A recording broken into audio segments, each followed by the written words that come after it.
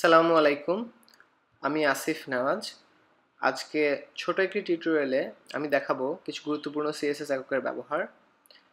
তো চলুন শুরু করি। প্রথমেই দেখাবো আরইএম সম্পর্কে।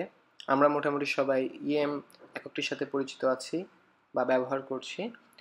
আরইএম একটু ইএম থেকে ভিন্ন, তবে বাকিটা মোটামুটি সেম। চলুন দেখি এক্স্যাক্টলি এটা আমাদের কখন দরকার। আরইএম সম্পর্কে বোঝার আগে আমরা প্রথমে একটি এক্সাম্পল তৈরি করি, যেটা ইএম এর জন্য। তারপর আমরা সেটাকে আরইএম এ কনভার্ট করব। এটা আমাদের মার্কআপ। এখানে 3টি ডিভ নিয়েছি আমরা। 3টি ডিভের মধ্যে প্রথমটার ভিতরে আরেকটা, তার মধ্যে আরেকটা। সো 3 লেভেলের চাইল্ড এরকম একটা জিনিস তৈরি করার চেষ্টা করেছি।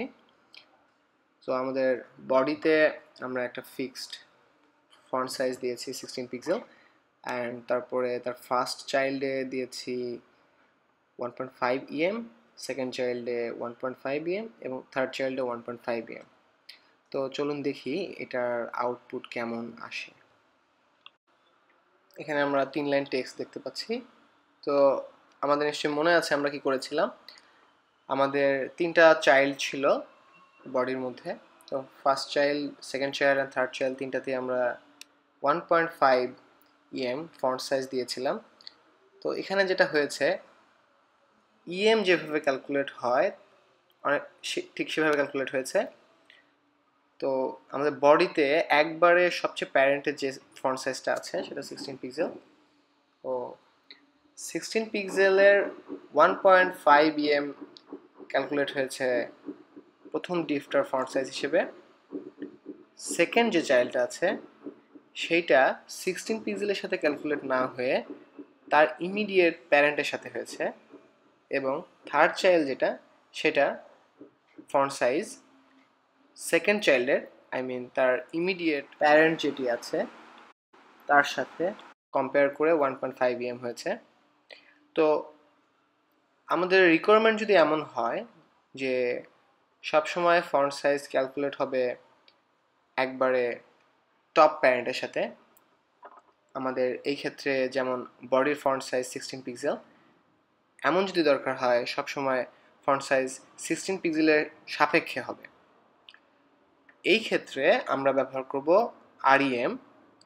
এখন চলুন আমরা কনভার্ট করে দেখি যে আরইএম এ কনভার্ট করলে আমরা এক্স্যাক্টলি কি পাই। তো চলুন প্রত্যেকটি ইএম কে আরইএম এ কনভার্ট করি। সো আরইএম এ কনভার্ট করার পরে আমরা ব্রাউজারে পেজটা রিফ্রেশ করে দেখি কি আউটপুট আসে। তো এখন আমরা দেখতে পাচ্ছি 3টি লাইনেরই ফন্ট সাইজ সেম। এটা সম্ভব হয়েছে কারণ আরইএম বা রুট ইএম ব্যবহার করার ফলে ফন্ট সাইজ, প্রত্যেকটি চাইল্ডের ফন্ট সাইজ ক্যালকুলেট করেছে একবারে রুট এলিমেন্টের সাথে কম্পেয়ার করে।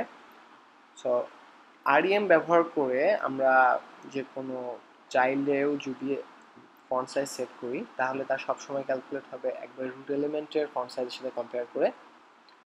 চলুন দেখি ব্রাউজার সাপোর্টের ব্যাপারটা। সো আমরা দেখতে পাচ্ছি আরইএম i11 থেকে সাপোর্ট করে এবং ইএমও i11 থেকে সাপোর্ট করে। তো এর থেকে পুরাতন ব্রাউজার মনে হয় না এখন কেউ কেয়ার করে। এবারে আমরা দেখব VH এবং VW। VH এবং VW এলাবোরেশন হলো viewport height and viewport width. যখন একটা উইন্ডোতে আমাদের ওয়েব পেজটা প্রদর্শিত হয়, উইন্ডোর মধ্যে ঠিক যে জায়গাটুকু জুড়ে আমাদের ওয়েব পেজটাকে দেখা যায় সেই জায়গাটুকুকে বলা হয় ভিউপোর্ট।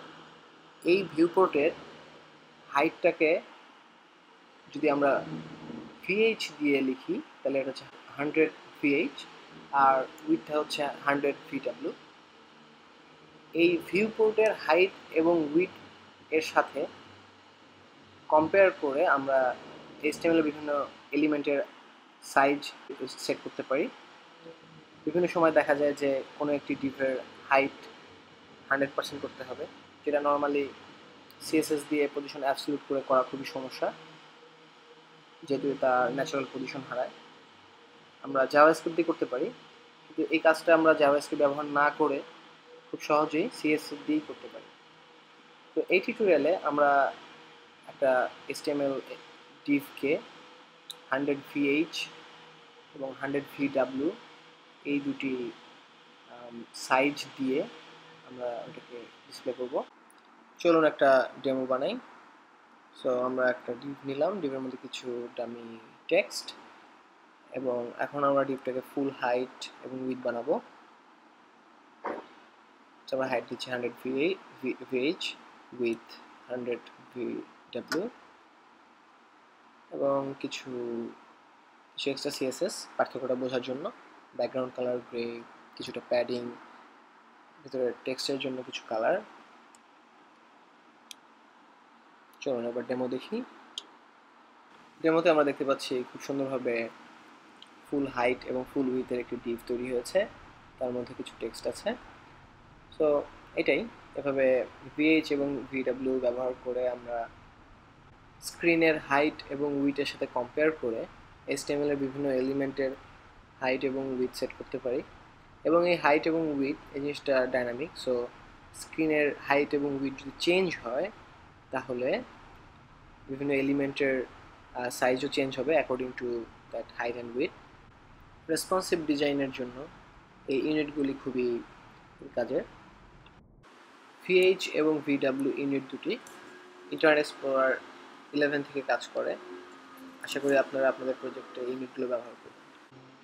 এবারে দেখব CSS এর একটি ফাংশন, এটা হচ্ছে ক্যালক। এটার এলাবোরেশন আই গেস ক্যালকুলেশন। তো এটা ব্যবহার করে CSS এর বিভিন্ন ইউনিটের মধ্যে আপনি যোগ বিয়োগ করে একটি সাইজ তৈরি করতে পারবেন, যেটা ফাইনালি আপনার এলিমেন্টের উইথ হাইট দিতে ব্যবহার হবে। সো চলেন আমরা একটা ডেমো ক্রিয়েট করি। চলুন আমরা আগের এক্সাম্পলটা ব্যবহার করে একটি ক্যালকের উদাহরণ তৈরি করি। তো এখানে 100 VH হাইট আছে, এটাকে আমরা চেঞ্জ করি।